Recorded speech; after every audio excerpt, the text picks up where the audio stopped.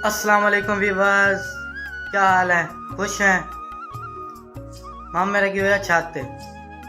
मामू नहाने हैं, वहीं ने छत पे मामू नहाने हैं, काम का टाइम हो गया है, वीडियो बनाइए। पता नहीं मामू छत के करन गया।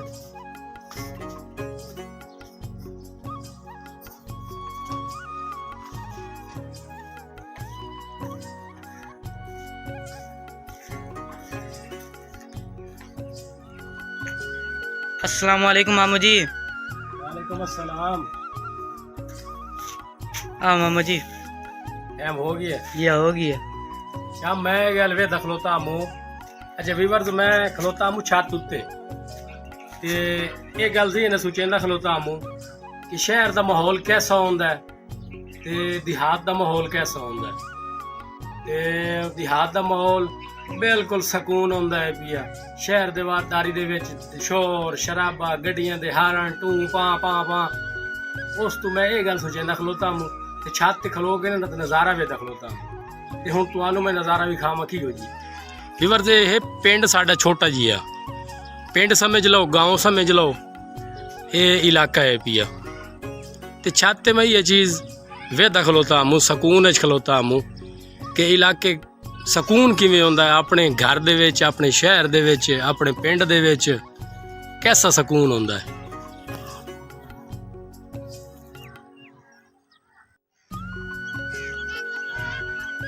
साडे इलाके दा यह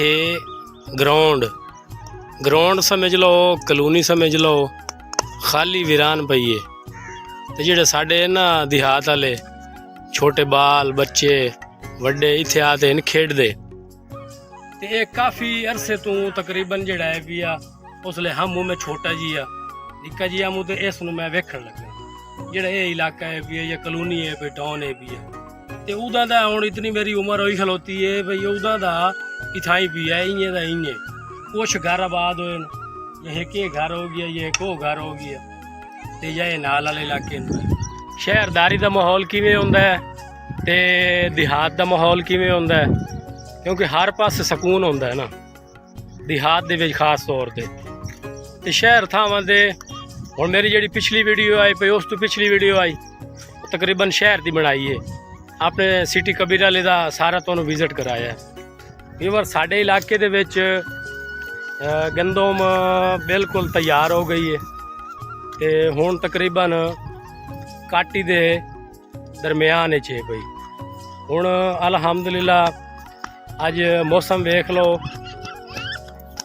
भाई मौसम ही तकरीबन जेड़ा ना बेईमान होया खलोता है। ए किदे भन्ने वदे होए हैं? अस्सलाम वालेकुम है तेरी खैर वे अस्सलाम वालेकुम आको चैनल को सब्सक्राइब कर दियो आखो ओए गल सुन आग चैनल को सब्सक्राइब कर दियो आग लाइक कर दियो कमेंट भी कर दियो।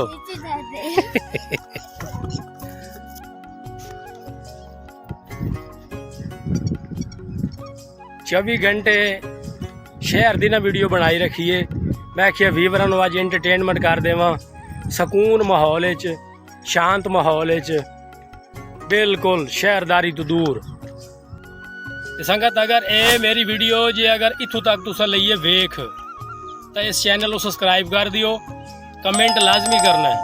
तो लाइक कर दियो शेयर कर दियो ये जल्दी जल्दी कर दियो फटाफट कर दियो यार मैनू समझ नहीं आती मेरा तुसा सपोर्ट ही नहीं करेंदे सपोर्ट तुहाडे अगू अर्ज कर करके या अल्लाह पाक के भी व्यूअर्स या तुसा हो लेकिन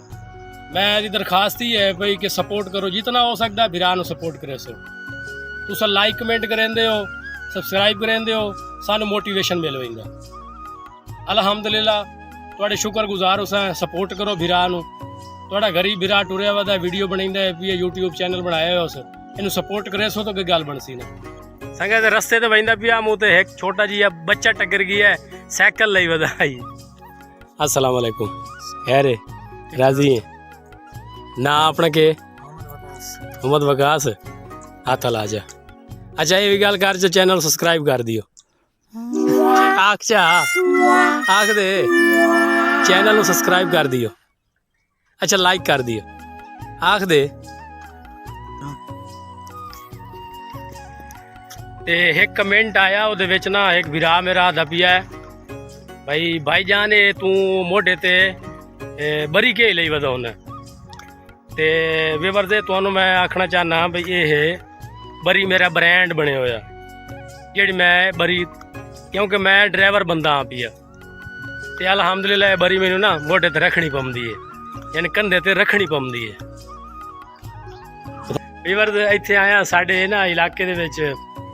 ਚੌਧਰੀਆਂ ਦਾ ਖੂਹ ਕੰਧੇ ਵਾਲਾ ਸਦੀਂਦਾ ਤੇ ਉਹਦੇ ਵਿੱਚ ਬੈਠਾ ਆਈ ਇੱਕ ਬੇਲੀ ਮੇਰਾ ਮੁਜ਼ੰਮਿਲ ਤੇ ਉਹਦੇ ਨਾਲ ਇੱਕ ਬੈਠਾ ਆਈ ਹੋਰ ਯਾਰ ਹੱਥ ਵਾਲਾ ਚਾ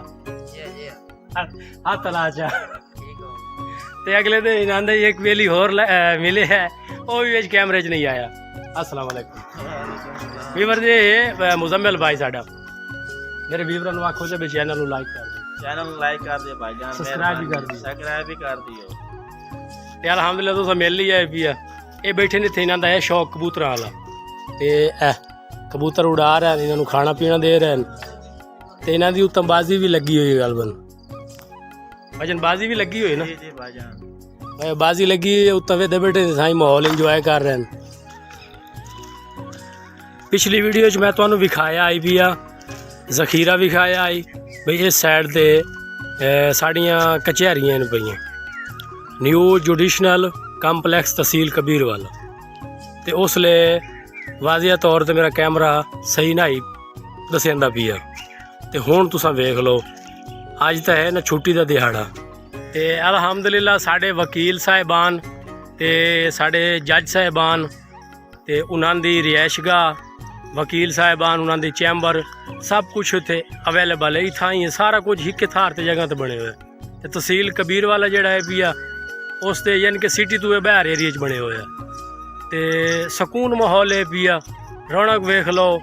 ਤੇ ਉਮੀਦ ਕਰੇ ਨਾ ਵੀਵਰਸ ਮੇਰੀ ਵੀਡੀਓ ਜਿਹੜੀ ਹੈ ਤੁਹਾਨੂੰ ਬੜੀ ਪਸੰਦ ਆਈ ਹੋਸੀ ਤੇ ਇਸ ਵੀਡੀਓ ਨੂੰ ਬਣਾਉਣ ਵਾਸਤੇ ਮੈਂ ਤਕਰੀਬਨ 1.5 ਕਿਲੋਮੀਟਰ ਚੱਲ ਕੇ ਤੁਹਾਨੂੰ ਮਾਹੌਲ ਵਿਖਾਇਆ